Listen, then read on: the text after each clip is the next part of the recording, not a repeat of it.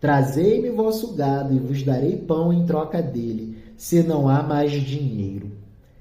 Eles traziam o gado a José, e José lhes dava pão em troca de cavalos, ovelhas, vacas e asnos, os animais que eram os bens de produção, digamos assim, os bens de capital, eram os instrumentos de trabalho. Durante 1 ano, ele os alimentou em troca de todo o seu gado. Depois desse ano, voltaram a José no ano seguinte, dizendo: não podemos negar ao nosso senhor que, terminado o dinheiro, o rebanho e os animais requisitados pelo nosso senhor, só nos resta oferecer ao nosso senhor nossas pessoas e nossos campos.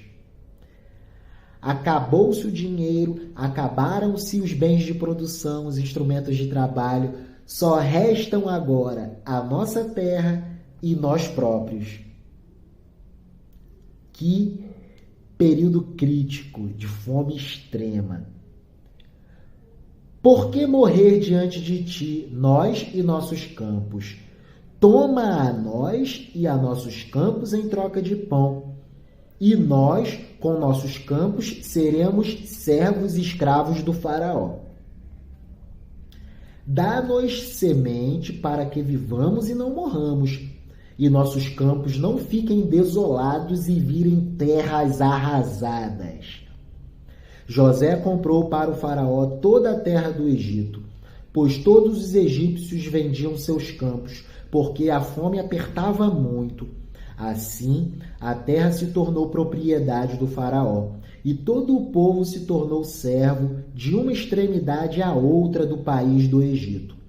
Só deixou de comprar as terras dos sacerdotes, porque o faraó lhes dava uma porção, e eles viviam da porção que lhes dava o faraó. Por isso, não tiveram de vender seus campos. Quer dizer, a gente observa aqui até uma isenção aos sacerdotes. E é interessante notar que num dos textos de reforço que estamos utilizando, que é o texto da nossa biblioteca de termos, a Wikipédia, tem um momento da biografia de José do Egito que vem bem assim no texto. Olha cá.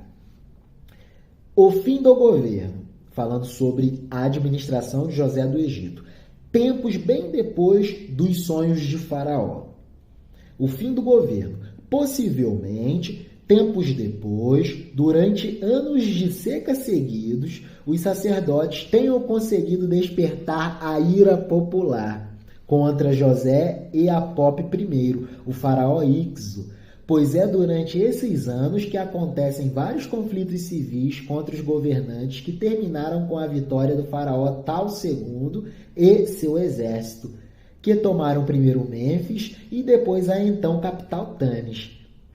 Vendo-se sem condições de vencer, Apop e seus vassalos refugiam-se em Avares, a cidade-fortaleza construída pelos Ixos. Olha que legal! Dá para a gente pegar um trechinho de um artigozinho de um texto histórico, é um texto científico, digamos assim, né, que tenta datar os registros bíblicos, digamos assim, né? É muito difícil fazer isso. E até porque estamos tratando de uma história bíblica, e a Bíblia não é um livro científico. Ela é um grande poema da humanidade e traz registros sobre o mundo antigo, mas são percepções de homens, né? Tanto é que a palavra de Deus é de Deus por quê? Porque são percepções inspiradas por Deus para registros sobre fatos importantes que consolidaram-se como uma grande herança para a humanidade. Afinal, o texto sagrado nos ensina muito e traz sentido à nossa existência. Nós, no Ocidente da Terra, a partir da leitura do texto sagrado, compreendemos muitas coisas da nossa realidade social, que sem ele não compreenderíamos. Então é importante essa observação. No exercício de intertextualidade, pegando esse parágrafozinho aqui da nossa biblioteca de termos, sobre o fim do governo, a gente observa que talvez essa medida aqui, né, de haver isenções aos sacerdotes, quer dizer, a medida vale para todo o povo, menos para os sacerdotes. Talvez isso no futuro gerou ira popular contra o governo de José do Egito. São especulações, são considerações. Vamos dar mais peso aos instrumentais que fortalecem a nossa criatividade e não sejamos tão rigorosos nos aspectos religiosos, né? É um exercício de linguística, sobretudo, e é um exercício espiritual, de elevo. Estamos aprimorando a nossa capacidade de leitura, de escrita e de reflexividade. Estamos nos tornando mais inteligentes a partir da leitura da história de José do Egito. Então vamos lá. Voltarei aqui. Olha que medida extrema. José comprou para o faraó toda a terra do Egito, pois todos os egípcios vendiam seus campos. Era uma medida de desespero. A fome apertava muito. Assim, a terra se tornou propriedade do faraó, e todo o povo se tornou servo de uma extremidade à outra do país do Egito. Essa medida só deixou de fora os sacerdotes, porque o faraó lhes dava uma porção de terra e eles viviam nessa porção de terra que o faraó concedia a eles. Por isso, não tiveram de vender suas terras para o faraó. José disse ao povo, versículo 23, hoje vos comprei com vossas terras para o faraó. Aqui tendes semente para semear os campos. Quando chegar a colheita, dareis a 5ª parte ao faraó, e as outras 4 partes vos servirão para semear e como alimento para vós, vossas famílias e crianças. Olha só, para além de serem escravos, deviam pagar ainda tributos. Olha só como faz sentido considerar que no futuro essa medida gerou uma certa insatisfação popular. Interessante, que extraordinária a história de José do Egito. Eles responderam, tu nos salvaste a vida e alcançamos o favor de nosso Senhor. Seremos servos do faraó. E José estabeleceu uma lei no Egito, ainda hoje em vigor. A 5ª parte é para o faraó. A 5ª parte da terra é para o faraó. Uma medida extrema se constitucionalizou. Olha só, campo fértil para a insatisfação popular. Somente as terras dos faraós não passaram a ser propriedade do faraó.